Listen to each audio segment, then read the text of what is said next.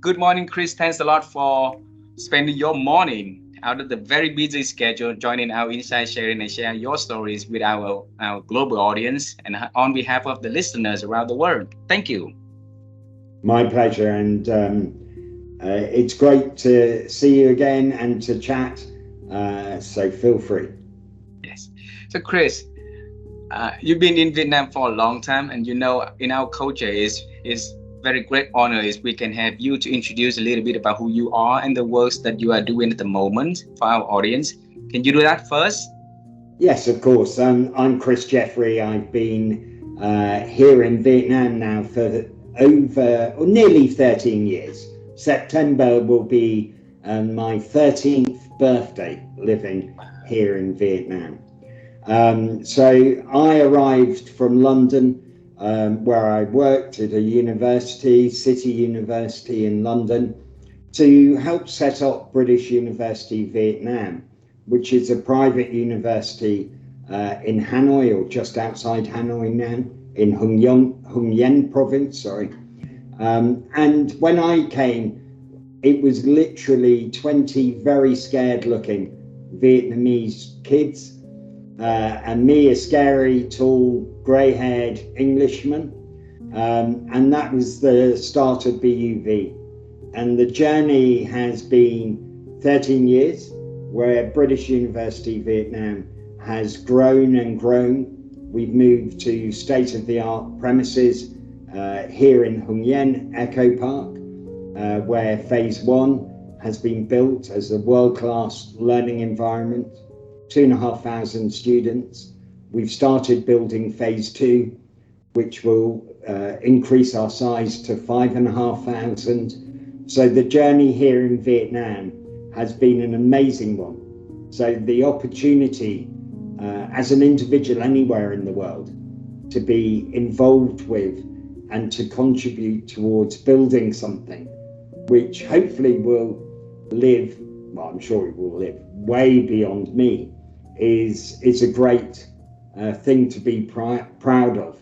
And I call myself the luckiest bugger in the world to be able to develop and work with people and grow something that not only supports Vietnam in terms of the young people in Vietnam, that gives many an opportunity they wouldn't have else be able to take, as well as contributing in its own little way to the development of the relationship between Britain and Vietnam.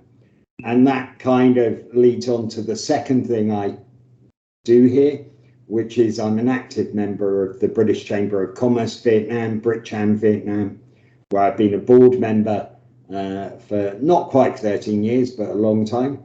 And I've recently been re-elected as chair of BritCham Vietnam. So a lot of energy and time is spent in supporting the organization, its activities, and its mission to support really the development of Britain here in Vietnam, especially within the education sector, but also in sustainability, finance, energy, etc., where the links between the two countries are getting closer and closer. So those are my two main things. I do other things as well, but those are the two main things that either keep me young and happy or stress me out and make me very grumpy old man. So Vietnam has that ability, work has that ability to go from one to the other. But mostly, I say, here in Vietnam at BUV, I scream and shout. I hit my head against the brick wall every day, but I also smile every day. And that's rare to be able to say that with honesty. So a country and a job and an environment that really allows you to smile every day is a rarity. Beautiful. And on behalf of future leaders of Vietnam, we say thank you for your contribution to grow up, young generation youth, making them, with higher education, helping them to equip better, for the future, and also for building up the better and greater relationship between the two countries. So that the two, the British and Vietnam. So your work is very important for the development of this country. Thank you very much for doing so. Well, thank you for welcoming me. I think I'm the one who should be thanking, because it's, as I say, I came to the unknown 13 years ago. I'd been to Vietnam previously with my old job, but I was a visitor.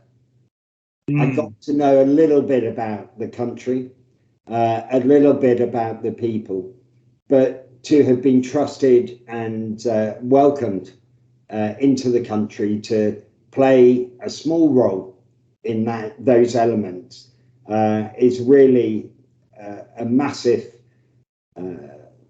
trust, I suppose, and the faith, trust and faith. And I'm just so happy to have had that opportunity. Wow. When I left London, my colleagues, because I used to work at, my program was top rated in the world that I used to work on, everything like that. So my colleagues said to me when I left, resigned, they said, what are you doing? Why are you leaving London? Why are you leaving a top 10 program to go to something which is uncertain?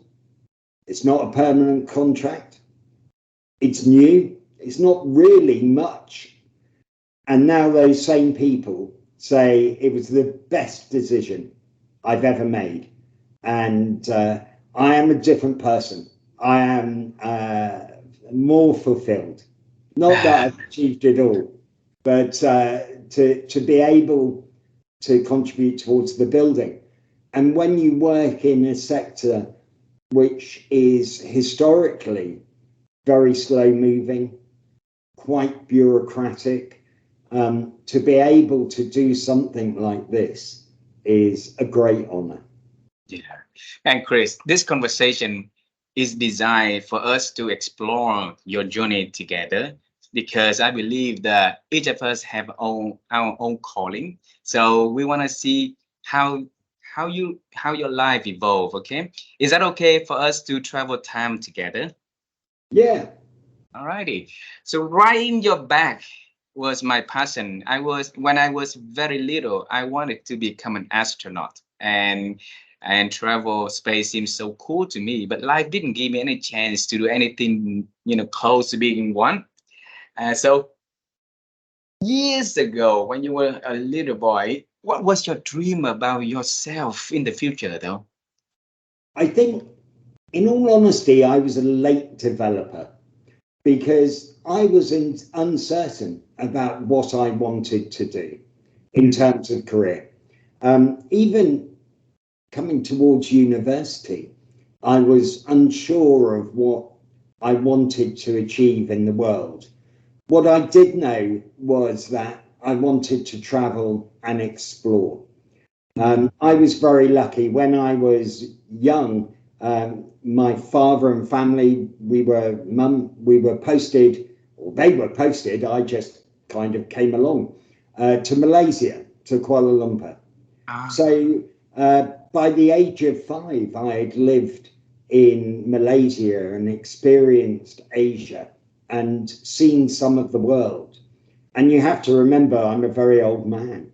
So this is a long time ago where travel and adventure was much more limited than it is now. So I think that drove me, the opportunity to travel. The other thing I would say is that I've taken opportunity. So even though I hadn't planned it out, when opportunity arose, I said yes, even if I was unsure of the outcome and what would happen. So one day when I was a student, I was asked by somebody if I would move some filing cabinets for the BBC for £50 on a Saturday and Sunday. And I was a university student, wasn't planning to do anything at the weekend. And I said yes. And from there, I started working on programs for the BBC as a part-timer. Nothing important, but working on them, experiencing it, having the opportunity to see how it works, and working on some political programs, which culminated in working on the general election program when Tony Blair got elected. So being able to experience those things, but not having to do it as a career, was a great eye-opener for me. And then I went to university. I was at university, and my head of department, on the day my results came out, said, Chris, what are you going to do? And I had a favourite phrase for my mum and dad, which was, I'm keeping my options open, i.e. I had no idea, and I didn't really know what I wanted to do in life. And so he suggested that I apply for a research grant to do a PhD at City University in London, which I did. And I was lucky enough to be granted it. So then I really enjoyed working where I'd studied, and I'd help out faculty in terms of marking and doing things like that. And then one day he came into the office and said, we're in trouble. Somebody can't run this course. Does anybody know anybody who could do it? And I put up my hand and said, I have an A-level in that subject, jokingly. And they were obviously very desperate, very short notice. And they said, you'll do. And so that really started me on the journey of lecturing. And then I moved more into dealing with students who travelled to London for study abroad. So moving into that, creating programs for them. Then I had the opportunity to do student recruitment as a faculty member, and or as a research student stroke faculty member. So I then started travelling. I then started travelling the world, recruiting students for programs, and then the MBA programs as well, recruiting. And then the head of department of the MBA, who used to work in my old department, he was promoted to that role, Chris, and he said, another Chris, and he said to me one day, would you like to take over leadership of the exec MBA program? He said, it's going to be great. And I was stupid enough to say yes without asking too many questions. And so I took that over, and it was a big step, but he trusted me to do it, and it was very challenging. And I spent 15 years at CAS doing those sorts of activities as a program director, developing programs, closing down programs, but also creating something which would stand out from the crowd, which would be highly ranked. And again, I had mentors and leaders who gave me enough rope to hang myself if I did it wrong, but allowed me to create things which I was proud of and which helped build the community and the reputation and branding of the programs I worked on in the university. So again, I was very lucky, but I wasn't typical. So I think this is one of the things I would say throughout my life, is that I don't go down the normal path, I suppose. I like adventure. I like doing my own little thing, and doing things that I believe in. Wow. And then the approach came from somebody who I met, Khalid Mahmood, who founded Apollo English in Vietnam, and he was starting up BUV. And I'd met him when I'd been on a visit with my previous employer, university. And he rang me up one day. And I think I'd had an argument with a colleague at work when he rang me up. So I said, yes, I'd be really interested.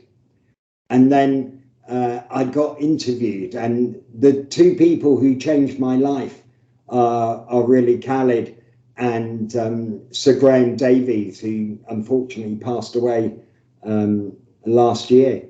But Sir Graham used to be Vice Chancellor of the University of London and was involved in the startup and support of BUV for over 13 years. And I remember one morning before I got the job, being summoned by Sir Graham to go to his office for a chat. And I arrived not sure what to do or anything really. I said yes, I was interested and I hadn't thought that much more about it. So I went in to see Sir Graham and he said, Christopher. And only two people are allowed to call me Christopher in life. Okay. One is my mum when I've been a bad son. And I'm 55 now, and she still calls me Christopher if I forget to call her or do something like that. And the other one was Sir Graham, who kind of bellowed the name, Christopher, and I go, yes.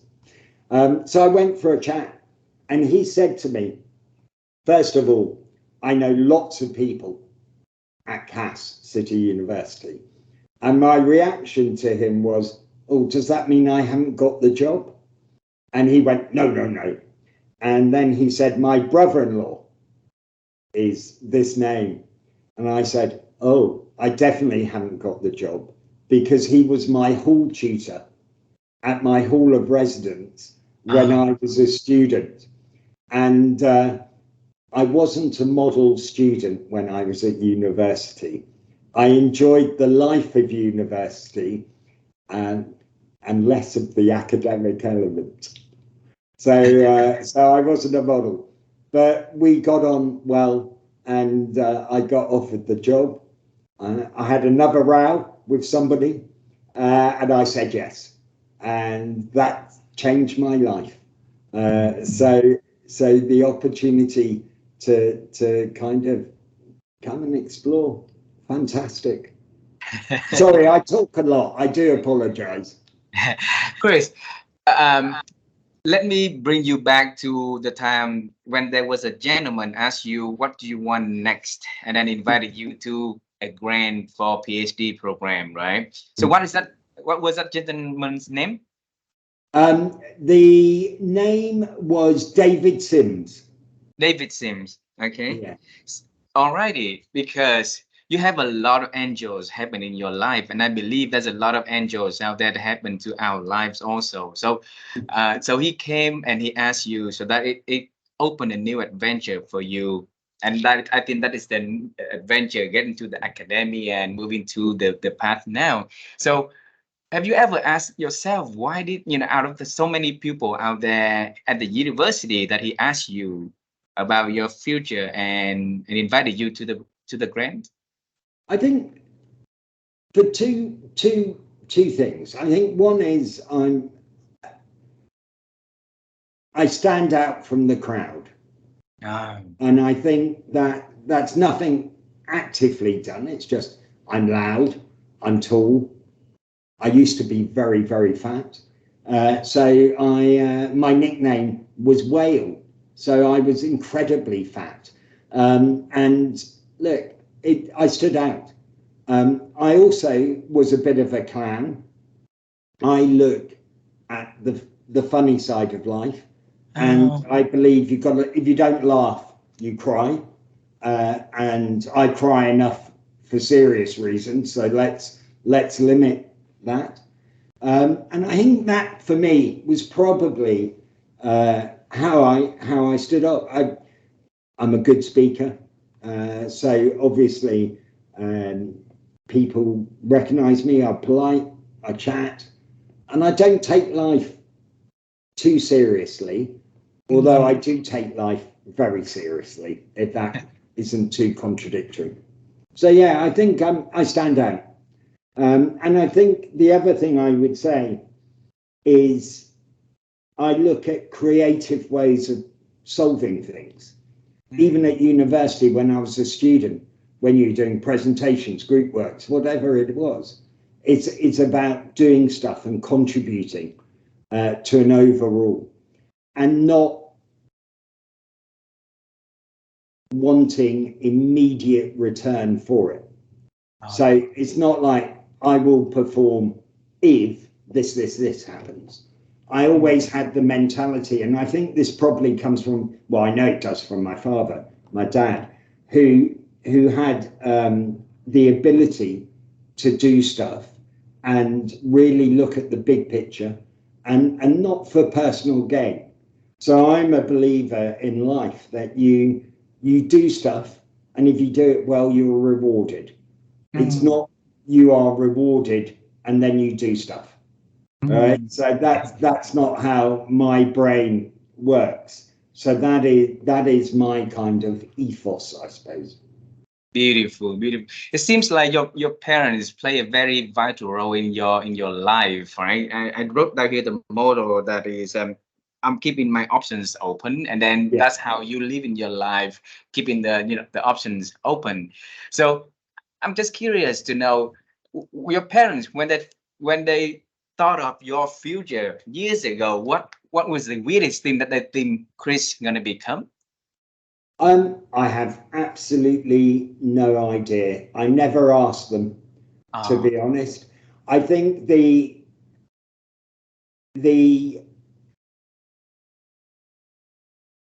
I think now, in retrospect, they're very, very pleased and they kind of knew it would happen. But the reality is that I was not always the best son.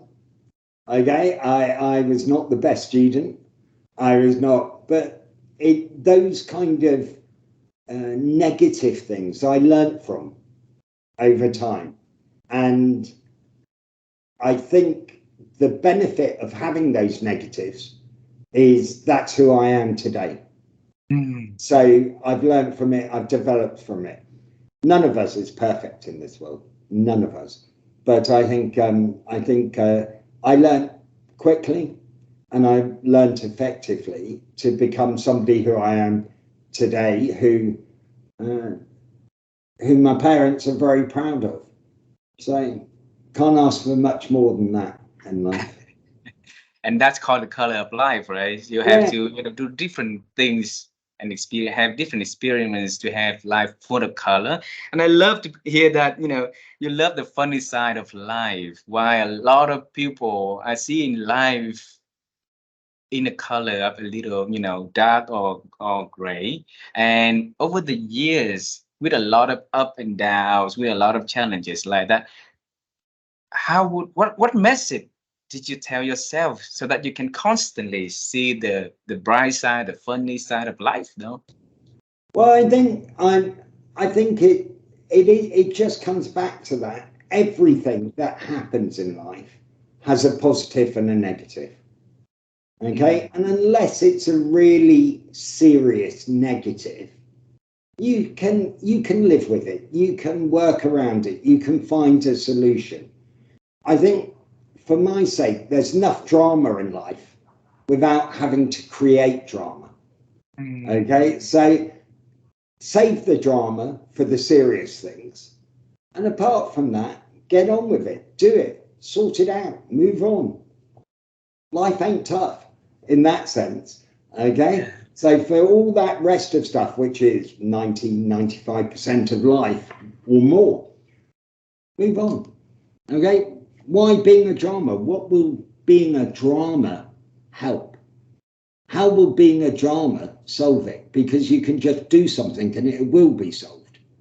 So save that energy, save that passion for that part of life that is tough, that is frustrating, and that is dangerous in terms of the broadest definition of the term. And save life for that. Save your worry for those things. Don't waste it on, oh, I've run out of milk, or oh, I've got a power cut, or something like that. It's life. Move on. Sorry. Anyway. Chris, I want to move you to the summer 14 years ago, because that's during the time that you got an offer from BUV, right? Yeah. Yeah. So the summer. 13 and a half years ago. Yeah. So back then, your colleague, your friends at the university asked you a lot of questions. Why you going here? And there was a lot of concerns. I think most of the concern was on the good side for you because they care about you, right? And then, but then you decided to leave London, leave the program that you've been built up very successful for leadership program at the university also, if I note here correctly. Leave a job that had you travel the world also, recruiting students, and come to a country far east in here, and then and starting a new life. So what message did you talk to yourself back during that period before you decided to say yes? I think in all honesty, I didn't talk to myself that much. I made a rash decision that said, I'm fed up or I'm bored. It's same. The course had been developed. It was doing the same things year on year from then on. Occasionally something new would come up. 2010, there was a new Conservative government that came into power in the UK, and I knew universities would have tough times in terms of funding and stuff like that. But the real thing was, somebody said something. Are you interested in a job? A light bulb went on, said, oh, that would be interesting.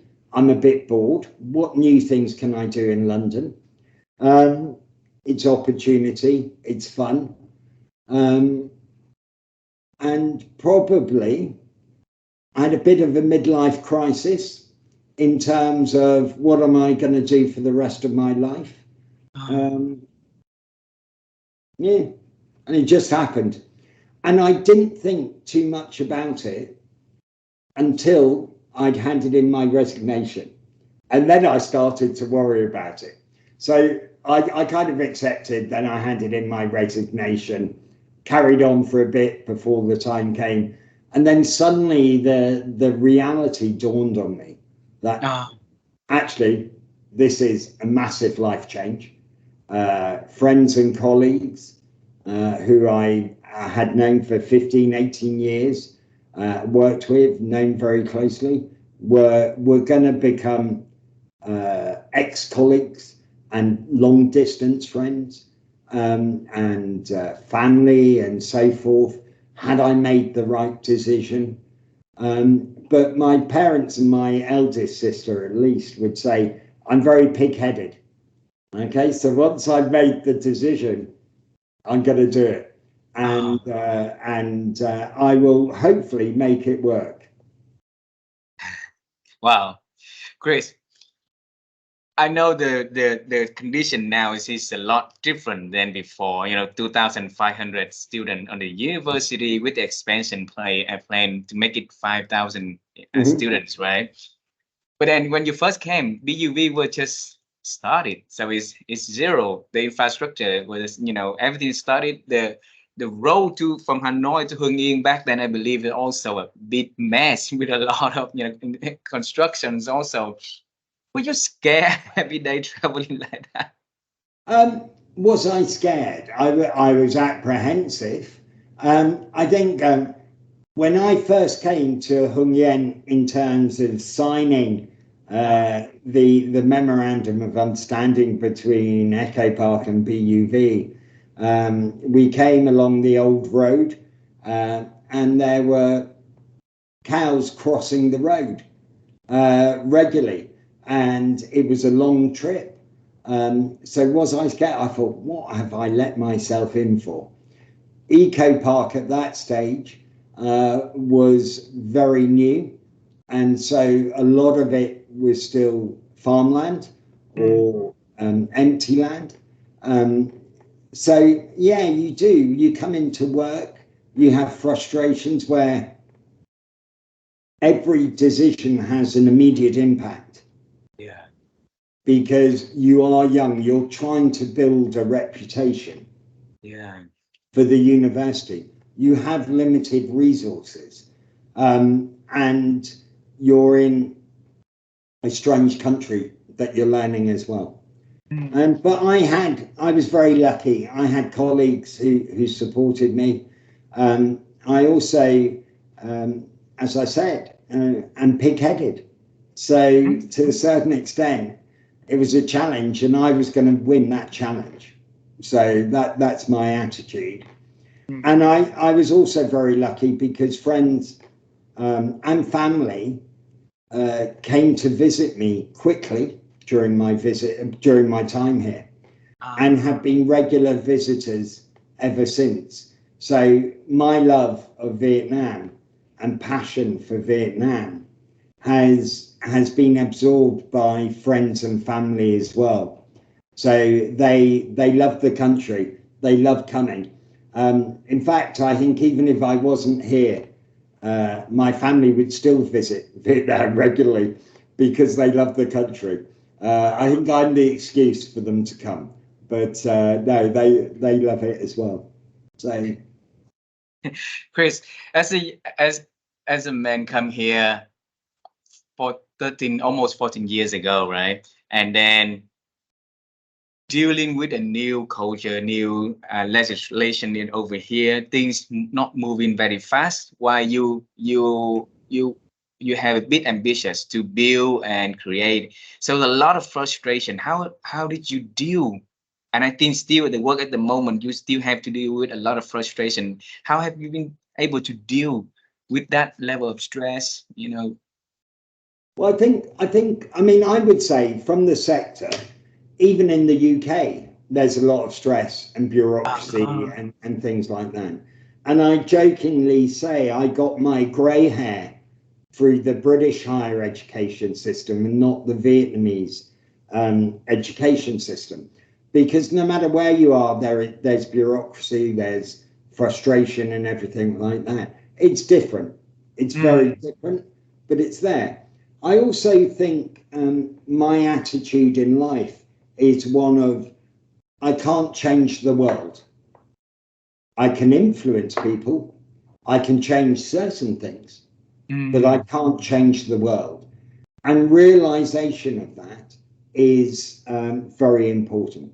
I think the other thing I would say is I'm a guest here in Vietnam. Oh, Right? So I'm not here to change Vietnam. I'm not here to impose my view on Vietnam. I'm here to support Vietnamese colleagues, Vietnam, whoever, in moving along this journey. And life is about learning. So at the beginning, I did find it stressful. I found adapting to the culture. It took some time. I was lucky it didn't take that long for me.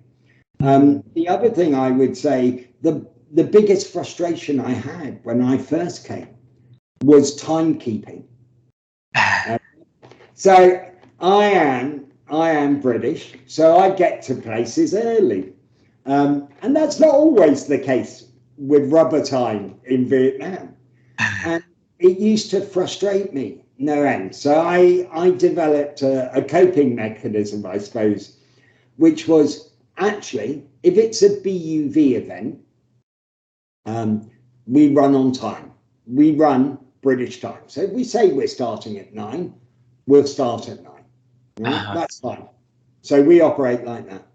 If I go to an event at a school or somewhere else, it's Vietnamese time. So I really don't get stressed by it. When I first came and I'd have to go and speak at school playgrounds at 7 a.m. on a Monday morning to talk about BUV. Again, I'd like somebody to say you're speaking for 5 minutes, you'll be on at this time, you've got to turn up at this time.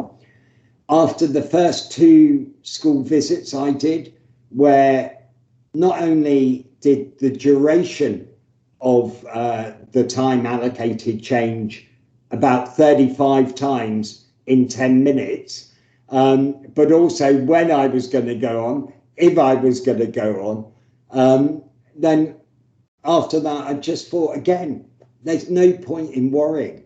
I'm a guest. I'm a guest. Worry about things that you can influence, worry about things you can achieve, worry about the big picture, not whether I speak for 10 minutes or 5 minutes or 1 minute or don't speak at all or whatever. It's part of a bigger picture. And that's my attitude to things. Look, life changes. Adapt to it. Move with it. Don't get het up. Beautiful. Thank you, Chris. I want to move to the moment that you have a different impact to the relationship between Vietnam and British. Also, is when you starting to sit in the member of British Chamber of Commerce, okay, and move all the way up to become the chair of the association, right? So, what motivated you at the beginning to join the commerce? Well, actually, Khaled, the founder of Apollo, said, look, you should go along and you should get involved. So I did do. I think I'm, in a way, I'm a bit of a softie. I am quite patriotic. I'm proud to be British. I'm proud of what we do as a country. We're not perfect. If I was in charge, I'd change things, obviously, and do things like that. But overall, I'm proud. My dad used to work for the civil service in the UK. And so I'm just proud to be British. I know that's not trendy anymore or anything like that, but that's who I am. When I hear the national anthem, I have a little tear in my eye. I get emotional. When I watch the Olympics and Britain wins a medal, I get emotional. So I am that sort of person. So I am proud of our country. I'm also proud to be able to be involved, again, in a very little way, of making the relationship better, making it deeper, making it stronger, making it more long-lasting. Because I'm a believer in life that actually it's about talking to each other, right? To make sure we don't get into trouble, talk. If you talk to each other and if you do business with each other, you're less likely to get conflict. Yeah. So again, a simplistic model, I know, but that's the reality. You don't generally have fights with people you talk to, and you don't generally have fights with people who you do business with, unless one is trying to manipulate beyond all control. Yeah.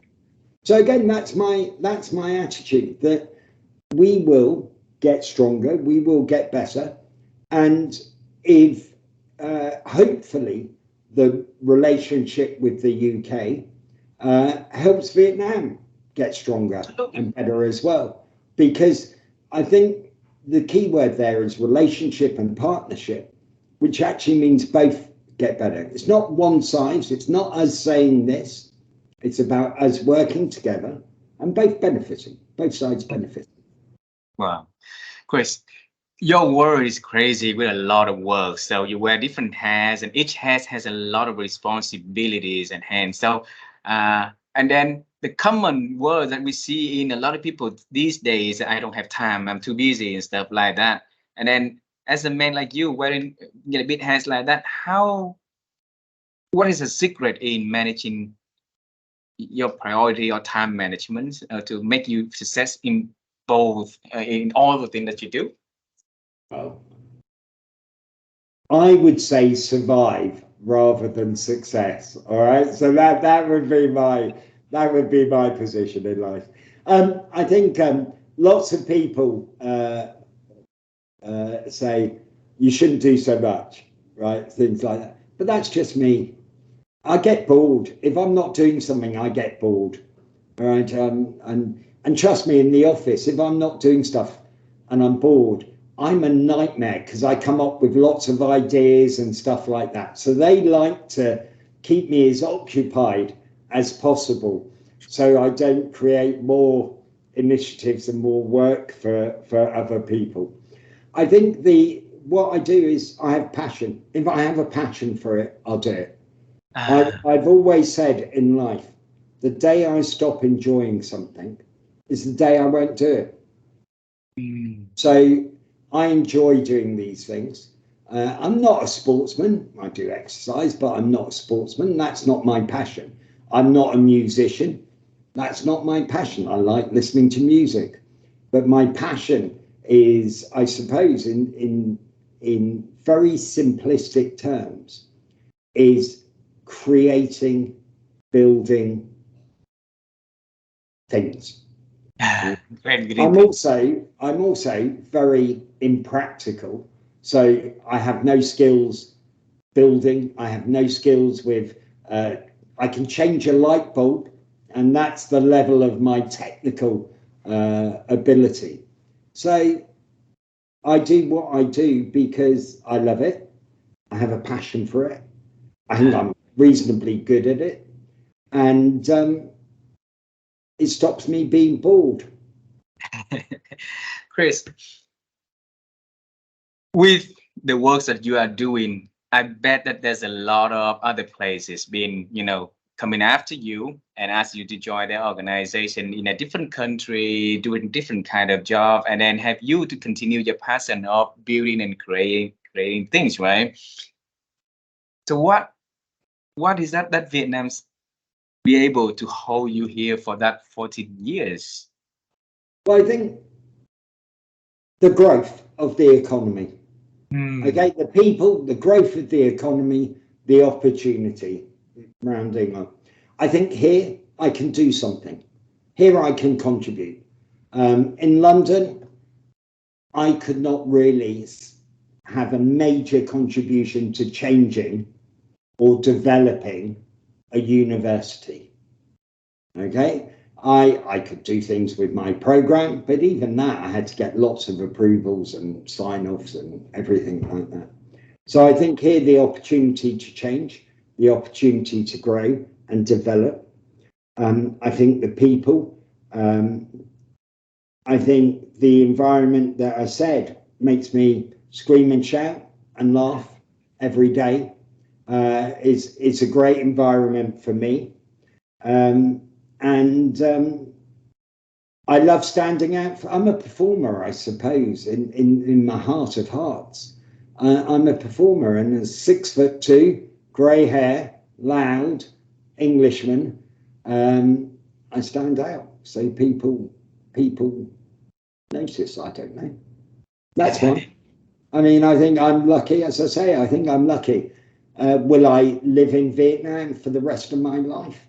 I have no idea, to be honest. Just like when I finished university, I have no idea. Nobody knows what's going to happen into the future. So I could lay out very firm plans, but why? I know roughly what I want to do in life. Why lay out firm plans?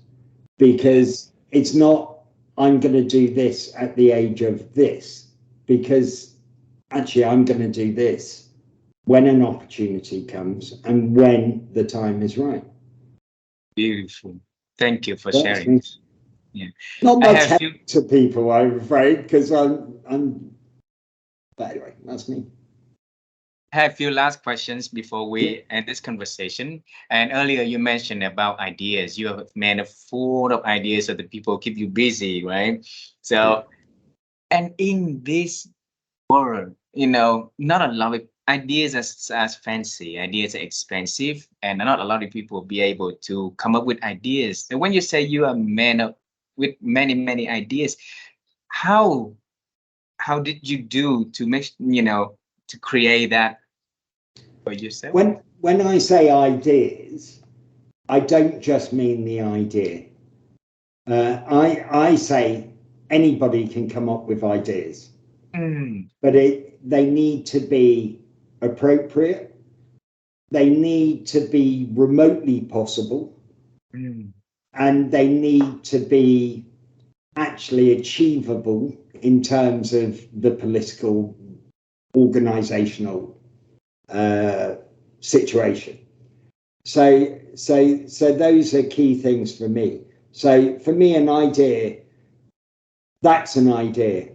mm. Just coming up with something is a dream. It's not an idea, because an idea needs to be able to be implemented. Ah, Whether it is or not is a different argument and different matter. But I think from my side, an idea isn't blue sky thinking and just brainstorming. It's coming up with something which could possibly work and fits in and is doable and is not too expensive to implement. yeah. You mentioned the word think a lot during this conversation. Mhm. And my wife and I, we are in the quest to help people improve their ability to think. And because we believe that our thinking capability these days is diminishing, so it's not increasing, with many noise out there, right? Yeah. So every chance we got to talk to expert like you are, we want to ask this question. I hope that we can get the honest answer from you, Chris. Okay. How have you been helping yourself to expand your ability to think over the years? I think there are a few things. The first one is exercise. Mm, Um, I am an inherently lazy person. As I said, I'm not a gym person or sports person. But even in London, I started walking. All mm, right. And here in Hanoi, I try to walk every day, a number of kilometers and stuff like that, because that is my self-reflection time. That is where I turn off from the rest of the world. I can listen to a podcast, I can listen to an audio book, whatever. But it's my time where my brain isn't busy thinking about A, B, C, D, or what's happening or what happened. So I think that's the key aspect for me is exercise. The other thing I would say regarding thinking is that, and I'm not perfect, well, I'm actually quite bad at this. I actually overthink a lot, and people tell me to stop overthinking. So, for example, the answer may be A, but then I'll go to, sorry, the answer may be 5, but my brain will go to 5 decimal points and then 5 or 6 numbers. Okay, that's just how my brain works. So sometimes I kind of overthink stuff. I kind of go into too much detail. ah, And the other thing I would say is my brain thinking uh, works at a different speed to my mouth, which sometimes is difficult because I'm talking about something, but my brain has already moved on to another thought, another thinking about something else. So again, sometimes I kind of I have to have a double take. I have to think, actually, I'm thinking about this, but I'm talking about this. How do they come together? so talking about your thinking about the thinking. Yeah, and overthinking. So it's all related. You see, it's all related. Yeah. Overthinking because I think about my thinking, and that's So what makes. I think one thing I think is quite important is I shouldn't be a role model for anybody. I can be an influence. I can be an object of interest, whatever. But we're all different, okay? And unless you're literally an identical twin, you're different from the next person. Yeah. So depending on the level of resolution we're looking at, we're all human beings. You're a man, I'm a man. Same. But then you get into, both wear glasses, same. But as you go down to the level of detail, there's divergence and we're all different. And I think one of the key things is that sometimes there is a push for similarity, to belong to a group, which is fine. But belong to it, don't be owned by it. And I suppose it's that thing about a group or a cult. Yeah. So it's that sort of situation, and that's my take on it. I hope there's nobody else like me in the world, because having one Chris Jeffery in the world is enough. Trust me, the world does not need more than one of me in the world. That would just be a headache. Chris, my wife want to ask these questions, and this is about the future skill, because and you are in the academia, you have people to to accelerate in their futures, right? Yeah. And with the changing of artificial intelligence and generate AI and stuff like that. So what is, if you can choose two skills that each of us needs to hone now and be master, so that we can not only survive but thrive in the new era. So what would those two be? Language, because talking and communication is key to understanding problems, but also resolving problems. And the other one is really creativity, problem solving, that aspect. Because as we found in many careers, just like accountancy, where people used to doing bookkeeping, but now that's done by the computer. Okay. Yeah. So what benefit do we have to the world? We have our brains.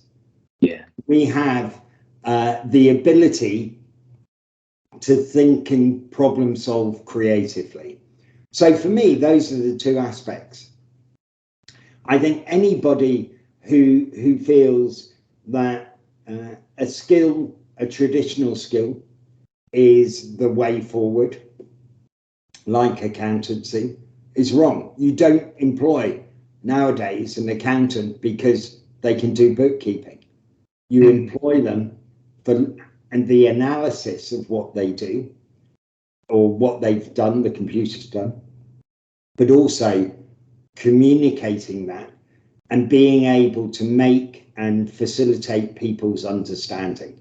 So those are the two aspects for me. Beautiful. Thank you very much. And the last question, okay? So we know about your past, the present, work that you do already. It will not be fair if we don't talk about the future. Even though I know that you're the man, you said earlier that you don't plan too much into the future. But is there anything exciting you are working on, you want to share with me and the audience, so we can celebrate with you in advance, Chris? Well, I think looking at Vietnam, UK, I think the excitement this year is the 50th anniversary of diplomatic relations. So supporting events and the promotion and celebration of that for this year. I think as BUV, it's definitely about the expansion, being able to support more and more Vietnamese students to get international qualifications and the graduate attributes that employers are after for the future. So those are the two. And just like everything in Vietnam, the growth and development of BUV is very quick, and so it will happen soon. I think the other thing, I don't plan. I tongue-in-cheek say sometimes, how long will you be at BUV? And my answer is until I get sacked. So there we go. Until somebody thinks I'm not right or somebody can do a better job, then I move on. Then I'll do something else in life. Don't know what. Chris, Okay. thanks. The only thing I can guarantee is if that happens, I'll eat chocolate. So there we go. But that's the only thing I can guarantee. With tea. Chris, earlier you say that the world doesn't needs only one Chris Jeffery, right? And that's enough already. But to me, the world needs a lot of you. A person like you with passion, with with the desire to make impact and influence.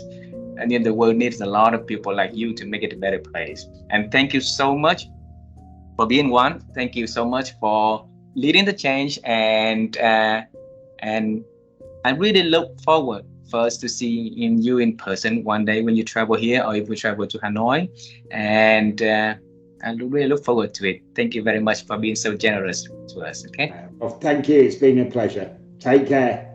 Thank and you. Remember, smile. Life ain't that bad. There we go. Bye, Chris. Take care. Bye-bye. Yes. Say hello to your family for us, okay? I will do. Take care. Take care. Bye-bye.